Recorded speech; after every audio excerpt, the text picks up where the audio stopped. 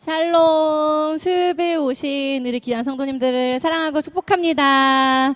우리를 이 자리로 인도하신 하나님께 우리 영광의 박수 한번 드리겠습니다. 하나님, 우리의 예배를 받아주세요. 자, 우리 주일을 지나고 한 주간 또 월화 수요일 하나님의 은혜 가운데 사셨을 줄 믿습니다. 우리 오늘 피곤한 마음을 위로받는 말씀의 시간, 그리고 또 성도와 교제함으로 얻는 기쁨의 시간이 되었으면 좋겠습니다. 하나님께서 주신 은혜를 충만히 경험하는 우리 수요 예배가 됩시다. 우리 옆에 있는 분들께 잘 오셨습니다 하고 인사하겠습니다. 잘 오셨습니다. 감사합니다. 우리 이 시간 제가 잠깐 기도하고 시작할게요. 사랑의 하나님 감사합니다. 우리 귀한 성도님들 오늘 하나님의 인도하심으로 이 자리에 오게 하심을 감사드립니다.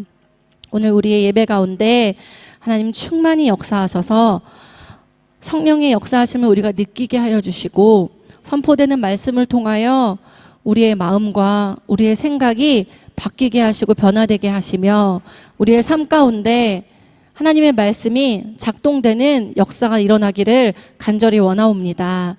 주님 대림절을 맞이하여 예수님을 매일 묵상하고 예수님께 더욱 나아가는 우리들이 되길 원합니다. 이 자리에 함께하지 않는 우리 성도님들 발걸음 예배의 자리로 인도하여 주시옵소서. 우리가 한 마음으로 하나님께 나아가는 귀한 하나님의 자녀들 되게 하여 주시옵소서. 우리 찬양을 드리겠습니다. 우리의 찬양을 기뻐 받아주시고 하나님의 말씀을 간절히 사모하는 우리들 되게 하여 주시옵소서. 감사드립니다. 예수님의 이름으로 기도드리옵나이다. 아멘.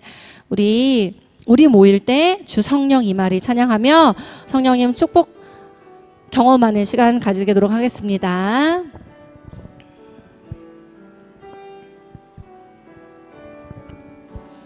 아멘. 우리 모일 때 주 성령 임하리.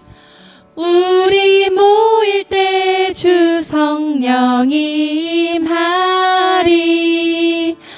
우리 모일 때 주 이름 높이리.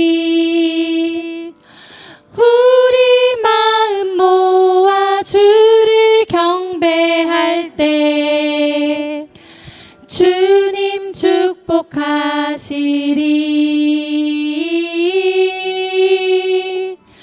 주님 축복하시리. 우리 모일 때 성령 임하십니다. 우리 모일 때 주 성령이 임하리. 우리 모일 때 주 이름 높이리. 우리 마음 모아 주를 경배할 때 주님 축복하시리.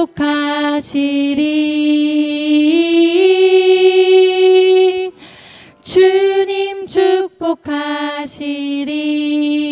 다시 한번 찬양합시다. 우리 모일 때 주 성령이 임하리. 우리 모일 때 주 이름 높이리. 우리 마음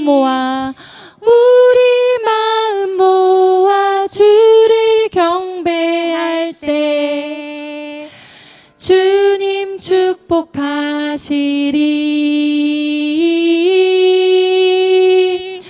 주님 축복하시리. 우리 눈 감고 묵상하겠습니다. 우리 모일 때 주 성령이 임하리. 우리 모일 때 주 이름 높이리. 우리 모일 때 주 이름 높이리. 우리 마음 모아 주를 경배할 때 주님 축복하시리. 주님 축복하시리.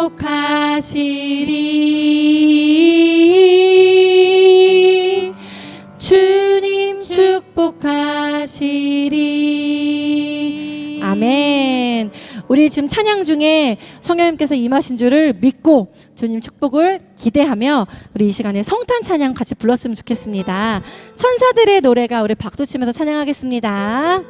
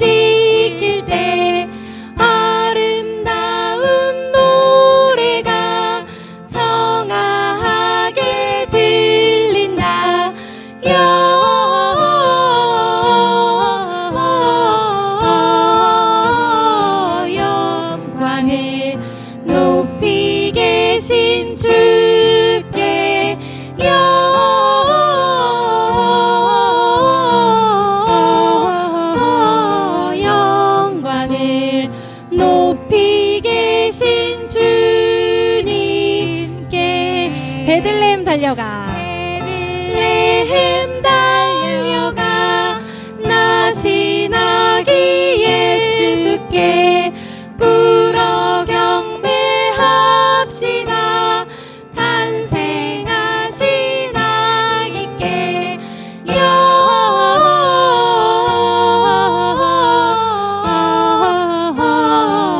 영광을 높이 계신 주께 영광을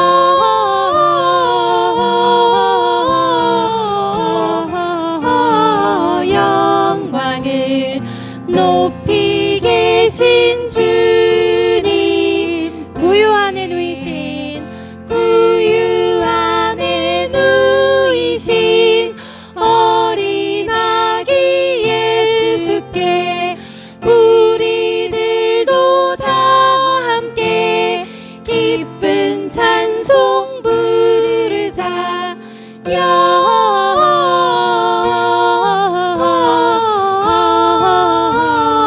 영광을 높이 계신 주께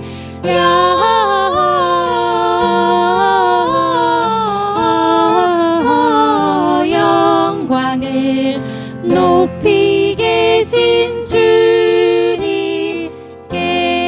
아멘. 우리 높이 계신 하나님 아버지께 영광의 박수를 드리겠습니다.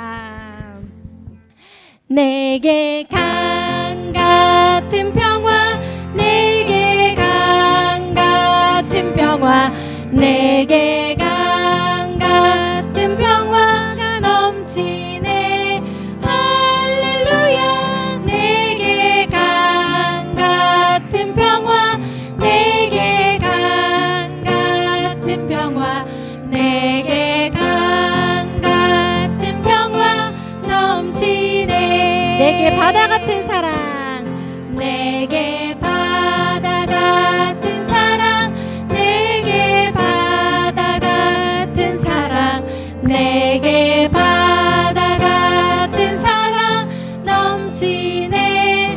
할렐루야. 내게 바다 같은 사랑, 내게 바다 같은 사랑, 내게 바다 같은 사랑이 넘치네. 내게 샘솟는 기쁨, 내게 샘솟는 기쁨, 내게 샘솟는 기쁨, 내게 샘솟는 기쁨 넘치네. 할렐루야. 내게 샘솟는 기쁨, 내게 샘솟는 기쁨, 내게 샘솟는 기쁨 넘치네. 믿음 소망 사랑, 내게 믿음 소망 사랑, 내게 믿음 소망 사랑, 내게 믿음 소망 사랑 넘치네. 할렐루야. 내게 믿음 소망 사랑, 내게 믿음 소망 사랑, 내게 믿음 소망 사랑이 넘치네. 내게 강 같은 평화, 내게 강 같은 평화, 내게 강 같은 평화, 내게 강 같은 평화가 넘치네. 할렐루야. 내게 강 같은 평화, 내게 강 같은 평화, 내게 강 같은 평화 넘치네. 우리에게 바다 같은 사랑, 내게 바다 같은 사랑, 내게 바다 같은 사랑, 내게 바다 같은 사랑 넘치네. 예수님의 사랑이 우리에게 바다 같습니다. 바다 같은 사랑, 내게 바다 같은 사랑, 내게 바다 같은 사랑이 넘치네. 찬양 부르시면서 웃음이 넘치셨으면 좋겠어요. 내게 샘솟는 기쁨, 내게 기쁨 내게 샘솟는 기쁨 넘치네. 주님 기쁨 허락하셨습니다. 내게 샘솟는 기쁨 내게 샘솟는 기쁨 내게 샘솟는 기쁨 넘치네. 믿음 소망 사랑 내게 믿음 소망 사랑 내게 믿음 소망 사랑 내게 믿음 소망 사랑 넘치네. 할렐루야. 내게 믿음 소망 사랑 내게 믿음 소망 사랑 내게 믿음 소망 사랑 넘치네. 아멘. 우리 하나님께 영광의 박수. 우리가 찬양할 때 우리 마음속에 주님이 주실 은혜를 사모하셨으면 좋겠습니다. 저도 찬양을 멍하니 부를 때와 또 정말 이 가사를 생각하며 부를 때 우리 말씀을 들을 때 마음가짐이 달라지는 걸 느낄 수 있었거든요. 지금 하나님께 전심을 다해 찬양하신 줄 아는데 우리 마지막 찬양으로 그가 오신 이유라는 찬양을 부를 거예요. 모르시는 분들도 있을 수 있고요. 또 오랜만에 부르시는 분들도 있을 텐데 우리 예수님께서 이 땅에 오신 이유를 묵상하며 우리 전심을 다하여 하나님께 찬양하고 우리 예배 드리도록 하겠습니다.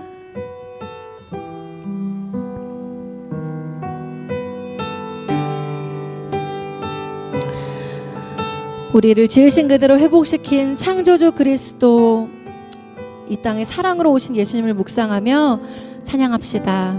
이 세상 가장 아름다운 순종의 눈물, 이 세상 가장 아름다운 순종의 눈물, 온 세상 다시 빛나게 한 생명의 눈물, 그가 이 땅에 오신 이유, 죽어야 살게 되고 져야만 승리하는 놀랍고 영원한 신비, 지으신 그대로 회복시킨 우리의 창조주 그리스도,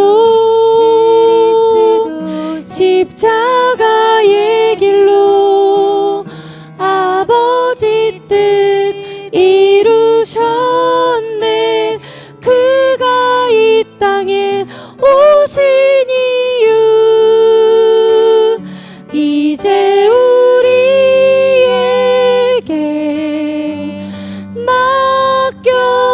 맡겨진 그 소망, 그 사랑, 그 생명, 아름답고 눈부신 십자가의 길, 우리가 이 땅에 살아갈 이유, 이 세상 가장 아름다운, 이 세상 가장 아름다운 순종의 눈물, 온 세상 다시 빛나게 한 생명의 눈물, 예수님이 이 땅에 오신 이유, 이 땅에 오신 이유, 죽어야 살게 되고 저야만 승리하는, 저야만 승리하는 놀랍고 영원한 신비, 지으신 그대로 회복시킨 우리의 창조주 그리스도, 십자가의 길로 아버지 뜻 이루셨네. 그가 이 땅에 오신 이유, 이제 우리에게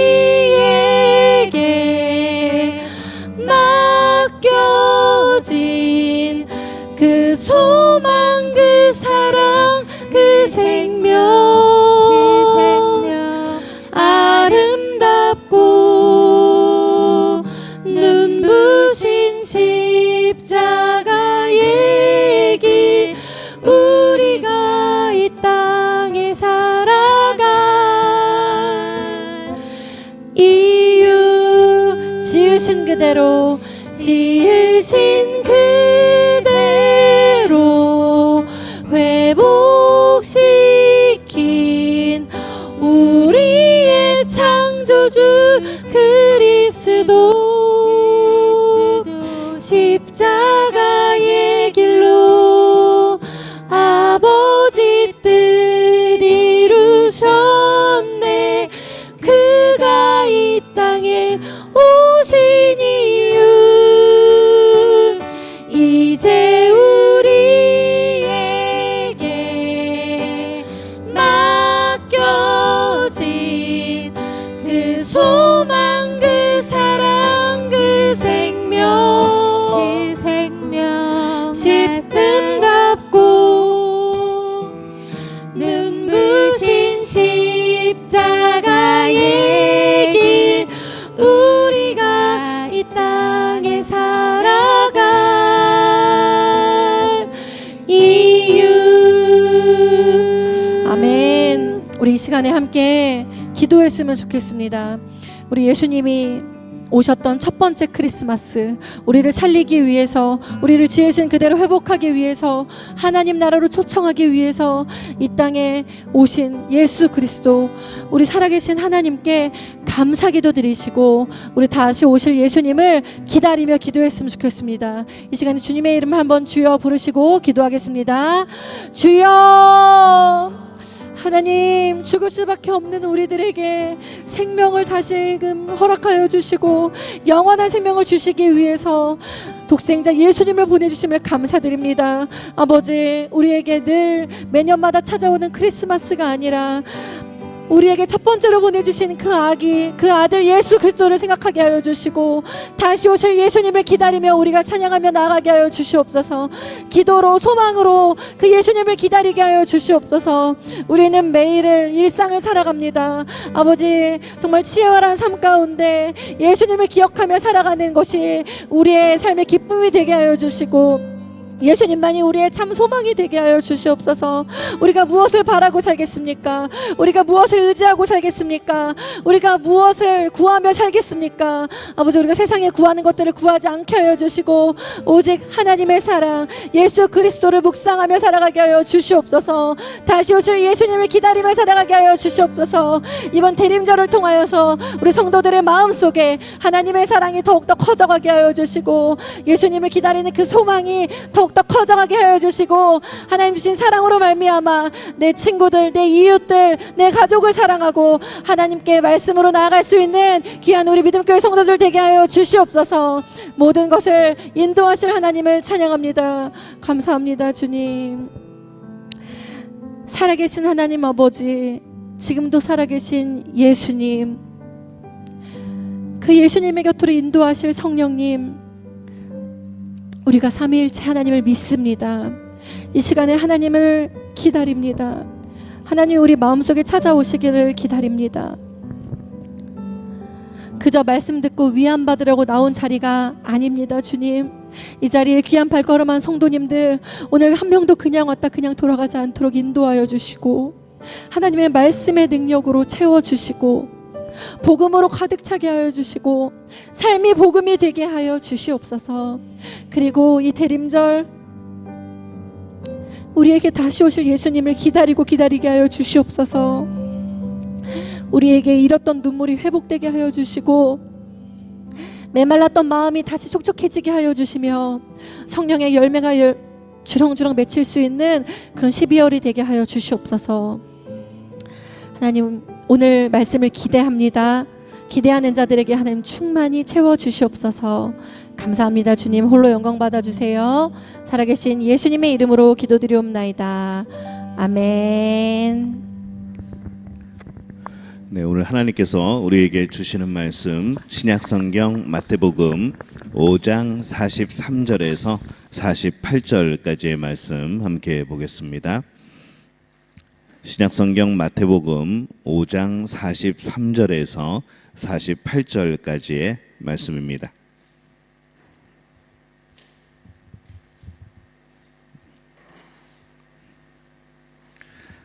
우리 한 목소리로 함께 봉독하겠습니다.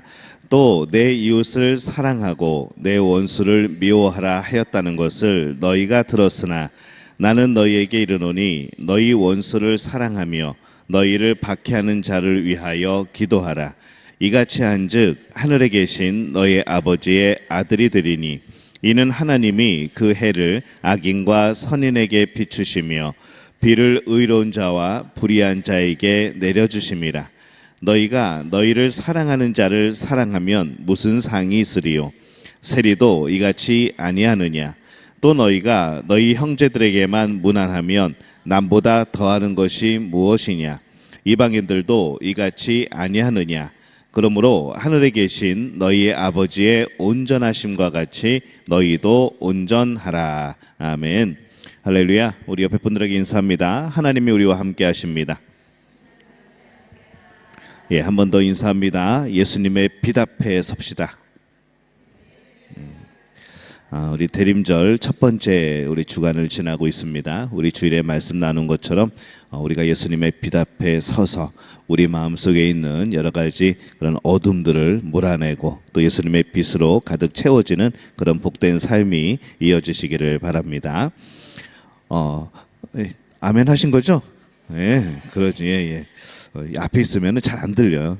주일에도 여러분들이 아멘을 하시긴 하시는데 제가 앞에서는 잘 안 들립니다. 그래서 우리가 말씀을 전할 때도 주고 받고 계속해서 맞아요. 하나님 말씀이 그게 맞습니다. 라는 이제 그런 여러분들의 반응을 좀 보여주시기를 바랍니다. 좀 전에도 아멘 하신 거죠? 네, 맞습니다. 예. 예수님께서 우리에게 말씀을 하시면서 이 산상수훈에서 팔복을 말씀을 하셨습니다. 그리고 나서 우리에게 어떤 삶을 요구를 하시는가? 너희들은 소금과 빛이 되는 삶을 살아야 된다. 그 다음에 예수님이 무슨 말씀을 하시는가 하면은 너희가 서기관들과 바리새인보다 더 나은 의의를 가져야 된다라고 말씀을 합니다. 그래서 앞에서는 이 십계명의 말씀을 가지고 살인과 간음, 그 다음에 맹세와 보복, 이제 그렇게 순서대로 말씀을 하시죠. 너희들이 살인과 간음에 있어서 맹세와 보복에 있어서 저들보다 더 나은 의의를 갖지 아니하면 이 천국에 들어갈 수 없다라고 말씀하시는 겁니다. 이제 예수님이 무엇을 말씀하시는가 하면은 이제 증오에 대해서 말씀을 하는 거죠. 앞에서 나온 살인과 간음이 타인의 생명권에 관한 이제 그런 사항이라면은 이 맹세와 보복, 이 증오는 사회적인 맥락에 포함되어 있습니다. 예수님은 이런 사회적인 일들에 대해서 맹세 금지, 보복 금지, 또 원수 사랑 이렇게 순서대로 말씀을 하시는 거죠. 이제 이게 가만히 보면요, 처음에는 굉장히 수동적인 사랑입니다. 맹세를 금지하고 보복을 금지하고 여기까지는 이제 수동적이죠. 그렇게 하라 그랬는데 그 다음에 나오는 것은 무엇인가 하면은 원수를 사랑하는 겁니다. 이거는 절대로 수동적으로 되지 않는 것이죠. 이 적극적인 이제 그런 우리의 자발적인 의사가 필요합니다. 그래서 이제 결국에는 수동적인 사랑에서 적극적인 사랑으로 나아가게 되어지는 그 말씀을 지금 하고 있습니다. 원래 제6계명 이 살인하지 말라라는 본래의 의미가 이거라는 것이죠. 기독교인의 더 나은 의를 제시하기 위해서 예수님은 당대 유대인들이 사용하였던 이 관용적인 표현들을 계속해서 말씀을 합니다. 너희들은 이렇게 들었지만 나는 너희에게 말하노니 이렇게 해야 돼 라고 말씀을 하는 겁니다. 당시 유대인들이 뭐라고 말을 했는가 하면은 이 증오에 대해서 내 원수를 사랑하고 내 이웃을 사랑하고 내 원수를 미워하라 이렇게 가르쳤습니다. 자, 뭔가 좀 이상하죠. 내 이웃을 사랑하고 원수를 미워하라. 이웃을 사랑하는 거 이거는 어디서 많이 들어봤는데 내 원수를 미워하라. 이 처음 듣는 거죠. 이상하게 기독교적인 것 같지 않고 뭔가 하나님 말씀 같지 않은 이 말씀을 당대의 유대인들이 전하고 다녔다는 겁니다. 실제로 이와 동일한 구절은 성경 어디에도 없습니다. 지금 여기에만 나오죠. 그것도 예수님이 이 사람들이 지금 그렇게 얘기하고 다녀라고 그런 언급을 하신 거지 그렇게 가르치신 것이 아닙니다. 이 성경 구절은요, 내 이웃을 사랑하고 내 원수를 미워하라는 것은 당대 유대인들이 자기의 생각을 포함해서 하나님의 말씀을 새롭게 구성한 겁니다. 하나님이 주신 율법이 아니고 자기들이 재해석을 한 거죠. 하나님의 마음을 반영하지 않은 겁니다. 사람의 마음을 반영한 거죠. 하나님의 말씀을 들어도 우리가 그대로 듣지 않고 자기의 생각과 말을 집어넣는 그런 사람들이 있습니다. 가장 손쉬운 예가 그거죠. 하나님이 성령님이 우리 안에 계시니까 우리가 교회가 되어지고 내가 교회네, 내가 교회인데 교회를 왜 나가? 이제 이런 식이 돼버리는 거죠. 이런 의미가 아닌 거죠. 우리의 마음이, 우리의 몸이 주의 성령이 거하시는 전이라고 성경은 표현하고 있습니다. 교회라고 표현하지 않고 우리는 그냥 쉽게 교회라고 표현을 하지만은 하나님의 전이라고 표현을 합니다. 하나님이 계신 곳이라는 거죠. 그러면 교회는 무엇인가 하면은 그 하나님의 성령이 함께 하신 이들이 하나님의 전인 그 사람들이 함께 모여서 예수님의 가르침에 우리 말씀에 순종하고 또 하나님의 자녀로서 함께 살아가고 이 땅에 복음을 전하는 그런 역할을 하는 예수님의 몸과 같은 역할을 하는 것이 교회라는 겁니다. 이것을 잘못 해석하고 우리의 생각을 집어넣게 되면은 교회 나갈 필요가 없어지는 겁니다. 내가 교회인데 옛날에 밴드 중에 1인 밴드라는 게 있었습니다. 좀 쉽게 얘기하면 혼자 북치고 장구치고 노래하고 다 하는 거죠. 원래 여럿이 모여서 해야 되는데 나 혼자 다 하는 겁니다. 그게 1인 밴드라고 그럽니다. 그냥 1인 밴드처럼 나 혼자 교회이고 나 혼자 살아가는 것이 하나님이 기뻐하시는 삶이고 다른 사람들과 교류 안 하고 이렇게 살아가는 게 정상이라고 착각을 하게 되어지는 그런 결론이 나오게 되어집니다. 그래서 이 하나님의 말씀은요, 내 생각을 집어넣는 게 아닙니다. 하나님 말씀에 대해서 내가 어떻게 적용을 할까 생각을 하는 것이지 내가 어떻게 그 말씀으로 내 삶을 변화시킬까라고 생각을 해야 되는 것이지 그 말씀에 내 생각을 집어넣어서 성경에도 없고 그렇다고 세상에 그런 유명한 격언도 아니고 이렇게 엉뚱하게 만들어버리는 이제 그런 말씀이 아니라는 겁니다. 그래서 우리가 요한계시록을 읽다 보면은 이 말씀에 1.1획이라도 바꾸지 말라 그렇게 말씀을 합니다.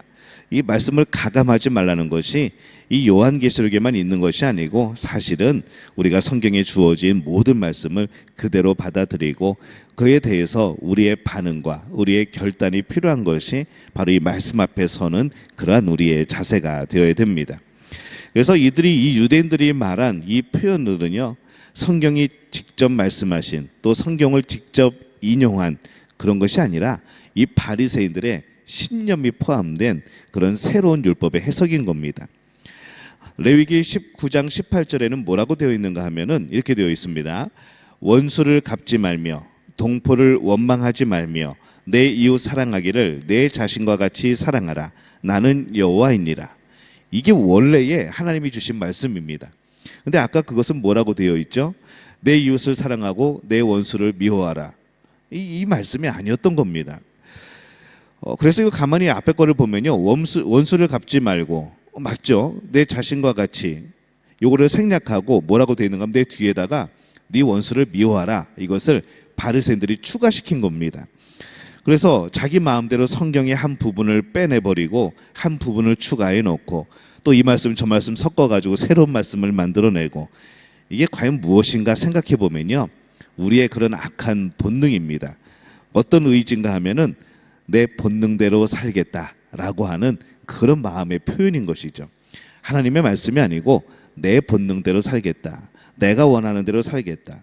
하나님의 나의 삶을 변화시키고 내 마음을 변화시키는 것 정말 불편하고 힘들어서 못 살겠다는 것이죠.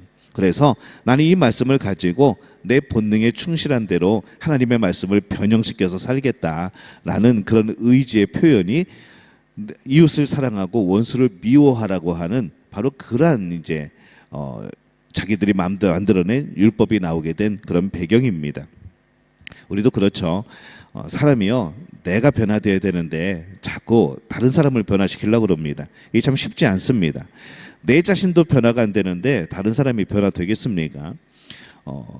성경 말씀대로 살아가는 것, 이 목사도 성경 말씀대로 살아가야 되는 것이죠. 말씀을 늘 전하니까 저는 늘 성경 말씀대로 살아가는 것 같지만 저도 성경 말씀대로 못 사는 경우들이 많고 늘 그것을 향해서 달려나가는 것이 저의 모습이고, 또 그런 가운데서도 제가 말씀을 선포하는 것은 여러분들을 변화시키려는 것이 아니라, 변화를 제가 여러분들을 어떻게 시킵니까? 저도 변화가 안 되는데. 그렇다고 한다면은 이 하나님의 말씀을 원래의 의미대로 해석하고 여러분에게 선포함으로 인해서 여러분들이 그 말씀 앞에서 도전하고 변화받고 여러분들의 의지를 가지고 변화를 이루어가는 그런 삶을 살기를 원하는 겁니다.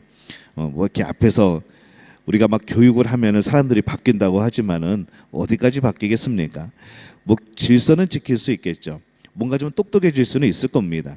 하지만 교육을 해도요, 결국에는 내가 결단하지 않으면, 내가 하나님 앞에 삶을 맡기고 그 말씀대로 내가 순종하지 않으면은 진정한 변화는 나타나지 않는 겁니다. 그래서 우리가 말씀을 대하는 자세는요, 하나님의 말씀으로 받고 그 말씀이 나를 변화시키는 말씀이라는 것을 우리가 신뢰하고, 하나님이 나에게 말씀을 주신 것은 하나님이 나를 선한 방향으로 하나님이 기뻐하시는 삶의 모습으로 변화시킬 것이라는 그런 믿음과 확신이 있어야 된다는 것이죠. 그 말씀이 나를 어디로 이끌까 할지 모르는데 내가 그것을 순종한다는 거 쉽지 않습니다. 그래서 말씀 앞에서는요, 우리는 항상 하나님을 사랑하고 하나님이 나를 사랑하심을 믿고 하나님을 신뢰하는 그런 마음이 있어야 내가 변화가 되어지는 겁니다. 여러분, 변화되는 것을 두려워하지 마시기 바랍니다. 말씀 앞에서 변화되면은 하나님이 기뻐하시는 사람이 됩니다. 말씀 안에서 변화가 아니라 다른 일에 변화가 되어지면은 하나님이 기뻐하시지 않는 삶이 되어지는 것이죠. 그 중심이 내가 변하느냐, 하나님의 말씀을 변화시키느냐, 이거에 따라서 결과는 엄청나게 달라집니다. 여러분들은 말씀 앞에서 여러분들이 변화되어지는 놀라운 역사를 경험하게 되어지시기를 예수님의 이름으로 축원합니다. 유대인들이 그렇게 말을 했죠. 내 이웃을 사랑하고 원수는 미워해라.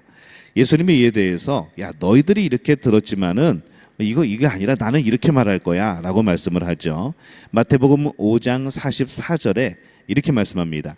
나는 너희에게 이르노니 너희 원수를 사랑하며 너희를 박해하는 자를 위하여 기도하라. 우리 함께 읽어볼까요? 시작. 나는 너희에게 이르노니 너희 원수를 사랑하며 너희를 박해하는 자를 위하여 기도하라. 기도는요, 타락한 본성이 할 수 없습니다. 근데 이 타락한 본성이 할 수 없는 일들을 기도는 하게 만든다는 것이죠. 기도는 사랑으로 말미암아 하게 됐지만은 기도를 통해서 사랑이 창출되어지기도 하는 겁니다. 누굴 사랑하면 기도하게 되어지죠. 근데 기도를 하다 보면 또 사랑하게 되어지는 겁니다. 사람은 자기가 사랑하는 사람을 위하여서 늘 기도합니다. 하지만은 기도하다 보면은 그가 사랑스럽게 느껴지는 변화가 있다는 거죠. 그래서 그를 위해서 또 더 기도하게 되는 겁니다. 기도할 때에 성령께서 역사하시고 사랑의 열매가 맺어지게 되는 겁니다. 그래서 여러분에게 어떤 원수가 있거나 박해하는 자가 있을 때는 우리의 본성대로 하면은 미워하면 되는 것이고, 증오하면 되는 것이고, 원수 갚으면 되는 것이고, 보복하면 되는 겁니다. 그러면 되는 겁니다. 근데 우리의 본성이 아니라 이 하나님의 역사, 성령님의 역사, 이것을 우리가 따라가려고 한다 그러면은 기도해야 된다는 것이죠. 오히려 그를 위해서 기도하면은 우리의 마음이 변화되어지고 우리의 감정이 바뀌게 되어지고 우리의 관계가 회복되어지게 되는 겁니다. 기도가 길어지면 깊어질수록 그 기도의 줄을 타고 하나님의 사랑이 우리 마음속에 임하게 되는 것이죠. 이 보복을 금지하는 것이 사랑의 소극적인 그런 표현이라고 하면은요, 이 원수를 사랑하는 것은 사랑의 적극적인 표현입니다. 그런 생각을 해봅니다. 좀 생각을 바꿔서 원수만큼 사랑이 필요한 사람이 또 있을까? 그런 생각을 해보는 것이죠. 우리는 내가 사랑하는 사람, 나를 사랑하는 사람이 나의 사랑을 필요할 것이라고 생각하지만은 오히려 반대라는 생각이 듭니다. 원수만큼 내 사랑이 필요한 사람이 있을까? 사랑 없이 살아가는 사람만큼 사랑이 필요한 사람이 또 있을까? 그런 생각을 해보는 거죠. 만약에 여러분들에게 원수가 생겼다면 그가 내 사랑을 필요로 하는 사람이 아닐까? 내 사랑을 필요로 하는 사람인데 내가 그 사랑을 충족해 주지 못했기 때문에 내 원수가 되어버린 것 아닐까라는 그런 생각을 해보게 되어집니다. 만약에 우리가 이렇게 마음을 품으면요, 기도하게 되어지고, 그렇게 되면은 이 불필요한 감정의 소비가 없어진다는 거죠. 하루 종일 미워하면서 살아가는 거 얼마나 힘듭니까? 얼굴만 봐도 보기 싫고, 그냥 같이 있는 자리도 싫고, 같이 모이는 자체가 그냥 곤욕이고, 우리가 그런 마음으로 모임을 가지고 사랑하며 예수님 하나 안에서 무슨 모임을 한다고 그러면은 이게 지옥이라는 것이죠. 천국은요, 이게 훈련이 되는 사람이 가는 겁니다. 사랑할 수 있는 사람이 가는 거죠. 이미 사랑하고 있는 사람이 가는 겁니다. 왜냐하면은 천국에 갔는데 이 땅에서 해결되지 못한 그 사람이 거기 앉아 있으면은 그게 천국이겠습니까? 지옥이죠. 같이 천국에서 하나님을 찬양하는데 내가 미워했던 그 사람이, 내가 별로 안 좋아하는 그 사람이 예쁘게 하나님을 찬양하고 있으면 아유, 그거 꼴 보기 싫어서 여러분 살겠습니까? 계속 천국은 천국인데 천국 같지 않은 것, 분명히 천국에 나는 살고 있는데 나는 내 마음속에서는 천국이 이루어지지 않는 것, 그 모습이 되어지면은 그건 천국이 아니라는 것이죠. 그래서 천국은요, 하나님 때문에 사랑하여지고, 하나님 때문에 용서하여지고, 하나님 때문에 그런 감정들이 아무렇지도 않은 것이 천국이라는 겁니다.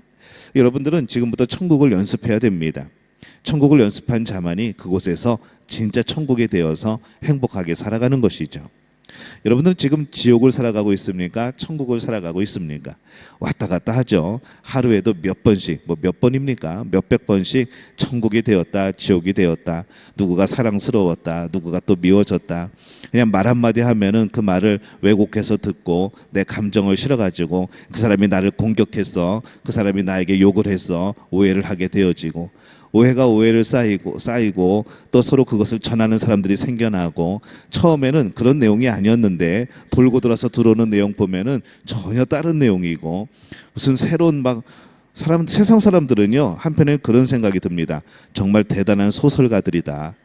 있지도 않은 일을 만들어내는데 얼마나 글을 잘 쓰고 그 상황을 잘 만들고 그 표현을 얼마나 정확하게 사용하는지 웬만한 드라마 작가보다도 더 감동적이고 더 우리의 그런 관심과 우리의 카타르시스를 막 자극해내는 그런 굉장한 작가들이라 하는 생각이 드는 것이죠.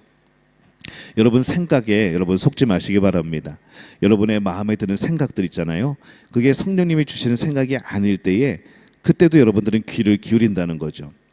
자꾸 되새기면서 떠올리면서 곱씹어 보고, 한동안 또 잊혀졌다가 저기 어디 숨겨놨다가 내가 하나님하고 관계가 멀어질 때 그 금고 안에 넣어놓았던 옛날의 아픈 기억을 도로 꺼내가지고 또 씹으면서 그때 그 사람이 나한테 그랬지, 그때 그놈이 나한테 그랬었지.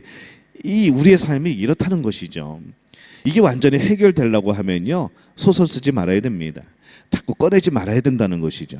근데 우리는 자꾸 꺼냅니다. 자꾸 꺼내서 몇 번 씹다가 다시 집어넣고, 그래 잊어버려야지. 버리는 게 아니라, 버리려면 쓰레기통에 버려야 되는데 그걸 금고 속에 또 넣어놓는다는 것이죠. 옛날에 사시던 분들은요, 껌이 귀했던 모양입니다. 껌을 씹다가 자꾸 어디다 붙여놓습니다. 벽에다 붙여놓고 식탁 밑에다 붙여놓고, 그리고 그거를 그냥 잠시 잊어버리고 살아가는 게 아니라 기억했다가 나중에 그걸 떼어가지고 또 씹어 먹는다는 것이죠. 그리고 또 붙여놓고, 생각만 해도 지금 생각하면 끔찍하기도 한데 옛날 어르신들은 그랬다는 것이죠. 우리가 우리의 그런 미움이나 증오에 대해서 그렇게 대우를 하면 안 된다는 겁니다. 그리고 이런 미워하는 마음, 그리고 그런 마음들은요, 하나님이 주시는 마음일 리가 없습니다. 우리 안에 있는 어둠인 것이고 사단이 주는 그런 유혹인 것이죠. 그래서 그런 마음이 들 때는 관심조차 기울이지 마시기 바랍니다. 여러분이 그를 미워하고 있다고 생각하지 마시기 바랍니다. 미워하는 게 아니라 그런 생각이 들면은 기도하는 것이죠. 더 사랑하기 위해서, 또 기도하며 사랑하기 위하여서 그렇게 우리가 더 다가가는 겁니다. 그 사람이 내 사랑을 필요하지 않았을까? 근데 내가 정말 그 사랑을 주지 못해서 그 사람이 나에게 원수를 갚는 것이 아닐까, 원수로 서는 것이 아닐까, 그런 생각을 해보는 것이죠. 그렇게 생각하면 정말 불필요한 감정들이 사라집니다. 그 감정들이 없어지죠. 여러분들은 저 한 명을 대합니다. 근데 저는 우리 교인들을 다 상대하죠. 여러 가지 그런 감정들이 있을 수 있고, 그래서 저는요 웬만한 소문에는 잘 기울이지 않으려고 그럽니다. 누가 이랬어요, 누가 저랬어요, 뭐 도움이 되겠죠. 그런 상황이구나, 그런 상황이구나. 근데 그것이 어떤 일이 아니고 어떤 사람의 마음일 경우에는 제가 좀 약간 이렇게 걸러서 듣습니다. 왜냐하면 그 이야기를 듣는 순간에 제 삶은 지옥입니다. 지옥이 하나가 아니라 여러 개라는 것이죠. 우리 성도의 각 숫자만큼 저는 지옥을 살아야 됩니다. 근데 제가 지옥을 살면은 이 말씀을 전할 때 이게 천국의 말씀이 되겠습니까? 지옥의 말씀이 되어지겠죠. 제 안에서 해결되지 않은 감정들이 표출해서 나온다면은 그게 제 감정의 하소연이지 그게 하나님의 말씀이겠습니까?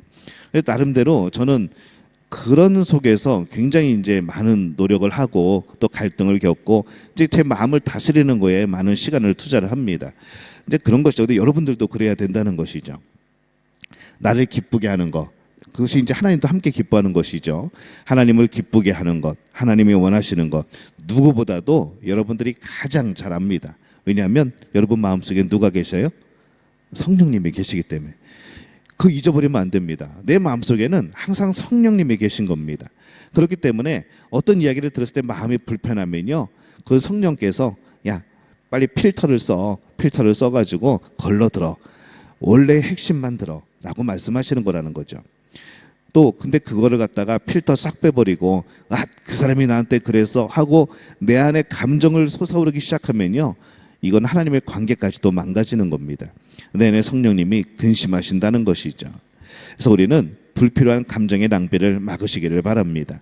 흐름이 왜곡되는 것도 막으시고 계속 하나님의 말씀을 묵상하면요, 뭐가 느껴지는가 하면은 하나님이 나를 사랑하시는 것이 느껴집니다. 근데 우리 인간관계에서 그런 불필요한 감정들을 계속 묵상하면요, 아까 말씀드렸죠, 우리는 대단한 소설가들이라고, 대단한 작가들이라고, 그냥 굉장한 드라마 작품 하나를 만들어냅니다. 대하 역사 드라마 한 50편 60편 되는 대하 드라마를 만들어내는 것이죠. 있지도 않은 일을 만들어내고, 있지도 않은 생각들을 만들어내고, 있지도 않은 사건들을 새롭게 재구성하고, 우리는 정말 그런 대단한 작가가 되어지는데 이게 하나님이 원하시는 것은 아니라는 것이죠. 내 주변에 있는 모든 존재, 하나님께서 섭리로서 내 곁에 머물게 하신 모든 존재는 내가 사랑을 베풀어야 될 사람입니다. 한번 따라해 볼까요? 내 곁에 있는 모든 사람은 내가 사랑을 베풀어야 될 사람이다. 여러분 주변에 사랑을 베풀어야 될 사람이 얼마나 많습니까? 여러분이 이곳에 살아가고 이 시대를 살아가고 여러분 주변에 사람이 살아가는 거, 이거 그냥 살아가는 게 아니고 하나님의 계획이라는 것이죠. 그래서 우리 주변에 살아가는 사람들이 어떠한 사람이든지 우리는 일단 하나님이 우리에게 맡겨주신, 우리와 함께 살아가라고 허락해 주신 사람이라는 것을 기억하며 살아가시기를 바랍니다. 제자는요, 하나님의 아들이 된 사람들입니다. 여러분들은 딸이니까 딸이 된 사람들이죠. 아버지이신 하나님을 닮은 자여야 되는 겁니다. 사랑은 의지적인 사랑입니다. 하나님의 사랑은 의지적인 사랑, 또 이타적인, 남을 이롭게 하는 사랑, 희생적인 사랑, 또 넓은 사랑이죠. 그러면 자녀들도요, 그 하나님 아버지를 닮는 겁니다. 자녀들은 부모를 닮아갑니다. 공부도 스타일도 닮아가고, 뭐 여러 가지로 닮아가죠. 행동도 닮아가고, 말도 닮아가고.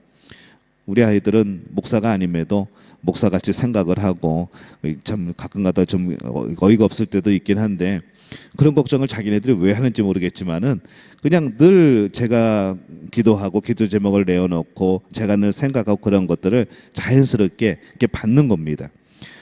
가끔가다 말을 하죠. 야, 너희들은 목사가 아니야. 너는 목사가 아니니까 그렇게 생각하지 않아도 돼. 좀 자유롭게 살라고, 좀 마음 내려놓고 살라고 그렇게 할 때가 참 많은 거죠. 구체적으로 하늘에 계신 하나님 아버지는 어떻게 우리에게 섭리하고 계실까? 그분은요, 악인이나 불의한 자에게도 온갖 좋은 것들을 주시는 분입니다. 이게 생각해 보면요, 우리 안에 어둠이 있으면요, 이게 굉장히 약오릅니다. 아니, 하나님의 자녀한테만 잘해주면 되지. 그래도 오늘 수요일에 이렇게 나와가지고 예배드리는 이 정도의 사람한테만 잘해주면 되지. 오늘 우리는 여기 와가지고 막 시간 들여서 물질 들여서 하나님 앞에 마음 들여서 예배하는데, 지금 저 밖에는 하나님을 모르는 사람들이 막 자기 마음대로 살아가고 있는데, 아니 똑같이 빛도 주시고 똑같이 막 해도 비춰주시고 똑같이 먹을 것도 주시고 그러면은 이게 뭔가 불공평한 것이 아닙니까? 라고 말할 수 있다는 거죠. 야고보서 1장 17절입니다. 우리 말씀 한번 같이 읽겠습니다. 온갖 좋은 은사와 온전한 선물이 다 위로부터 빛들의 아버지께로부터 내려오나니 그는 변함도 없으시고 회전하는 그림자도 없으시니라.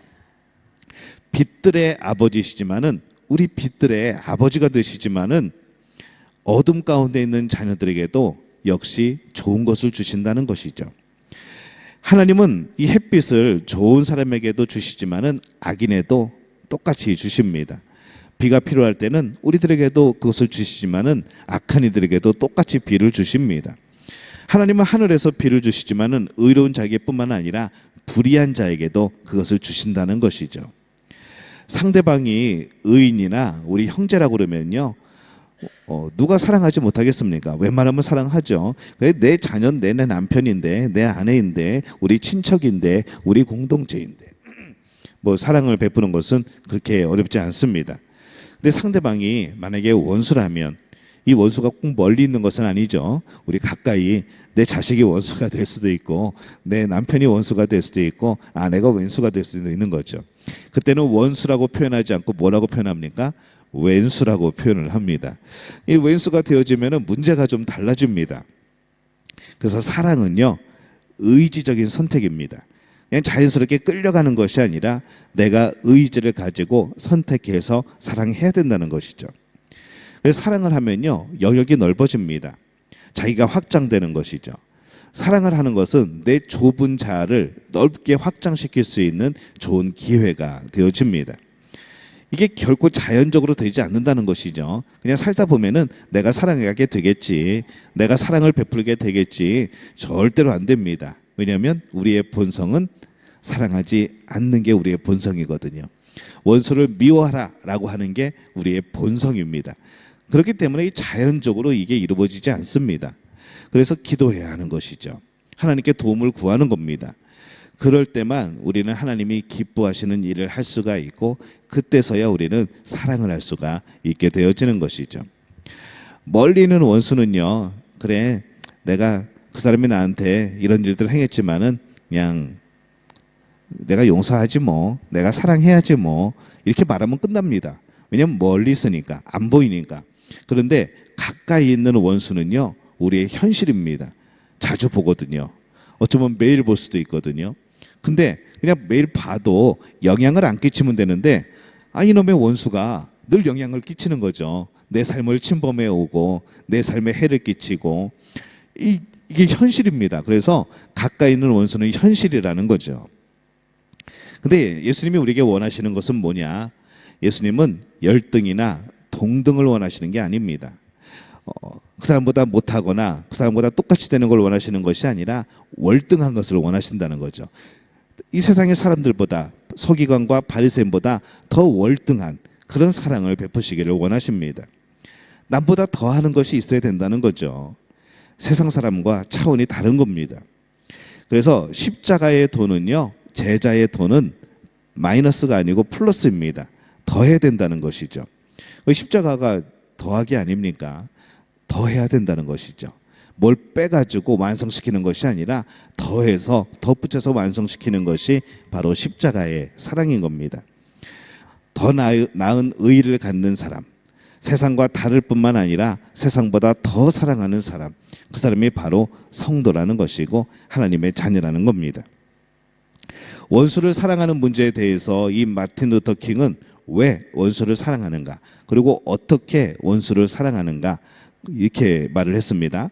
폭력은 폭력을 낳고 미움은 미움을 낳으며 계속해서 순환되기 때문에 이에 연루된 사람들의 마음과 삶은 하향 나선의 모습을 보여줍니다. 점점 침체되어 가는 것이죠.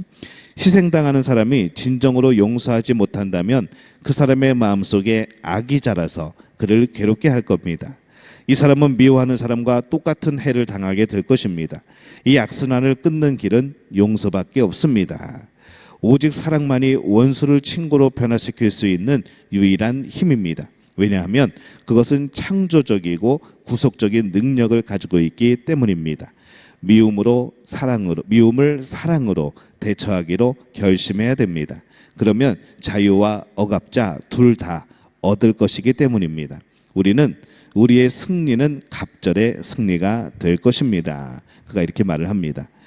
자유와 억압자, 자유자와 억압하는 자, 이 둘 다 얻게 되어지는 것, 우리와 원수가 함께 승리하게 되어지는 것, 이게 바로 사랑이라는 것이죠.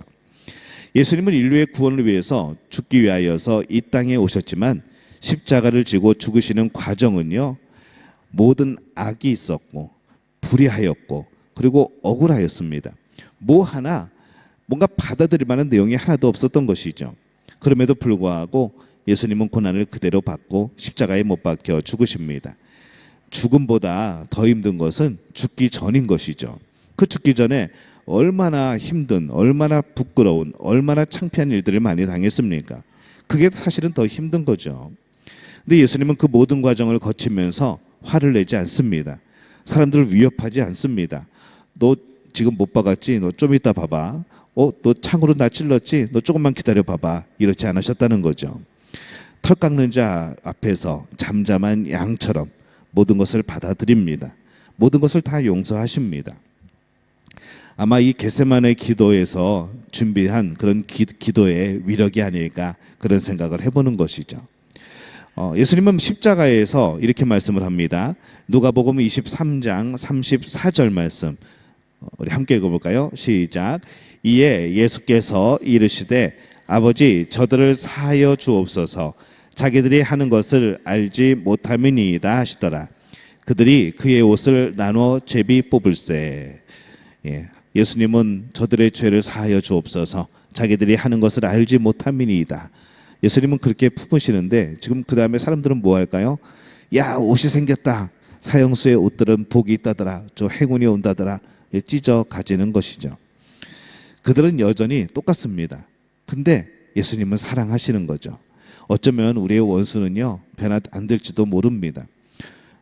언제나 그 모습대로 살아갈지도 모릅니다. 그럼에도 불구하고 우리는 그들을 사랑하게 될 때에 변하게 되는 것은 바로 우리라는 것이죠. 그리고 하나님이 원하시는 그때에 그도 변화가 되어지고, 결국에 하나님 앞에서 우리 모두가 승리자가 되어서 함께 그 천국문 앞에 설 수 있다면, 함께 천국에서 그와 함께 찬양할 수 있다면 그것이 진정한 복 아니겠습니까? 누구를 만난 게 제일 기쁠까요? 내가 사랑하는 사람 천국에서 만나는 거 기쁘겠죠. 근데 나를 미워했던 사람, 때로는 내가 미워했던 사람을 천국에서 만난다는 것은 그 문제들이 해결이 되었다는 겁니다.